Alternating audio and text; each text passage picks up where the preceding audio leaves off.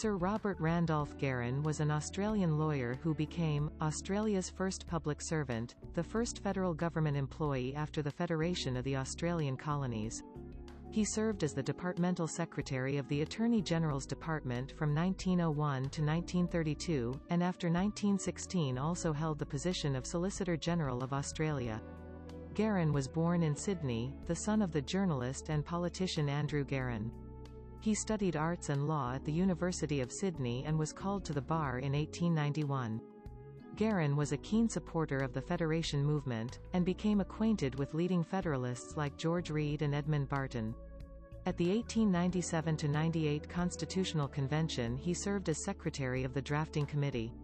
On 1 January 1901, Garran was chosen by Barton's caretaker government as its first employee. For a brief period, he was the only member of the Commonwealth Public Service.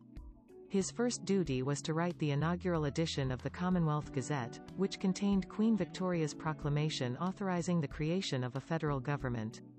Over the following 3 decades, Garran provided legal advice to 10 different prime ministers, from Barton to Joseph Lyons. He was considered an early expert in Australian constitutional law, and with John Quick published an annotated edition of the Constitution that became a standard reference work. Garran developed a close relationship with Billy Hughes during World War I, and accompanied him to the Imperial War Cabinet and the Paris Peace Conference. Hughes, who was simultaneously Prime Minister and Attorney General, appointed him to the new position of Solicitor General and delegated numerous powers and responsibilities to him.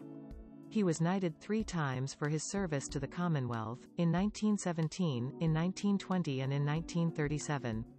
In addition to his professional work, Garran was also an important figure in the development of the city of Canberra during its early years.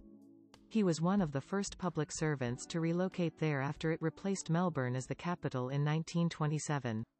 He founded several important cultural associations, organised the creation of the Canberra University College, and later contributed to the establishment of the Australian National University. Garran published at least 8 books and many journal articles throughout his lifetime, covering such topics as constitutional law, the history of federalism in Australia, and German-language poetry. He was granted a state funeral upon his death in 1957, the first federal public servant to receive one. We hope you have enjoyed this video. If so, like, share and subscribe.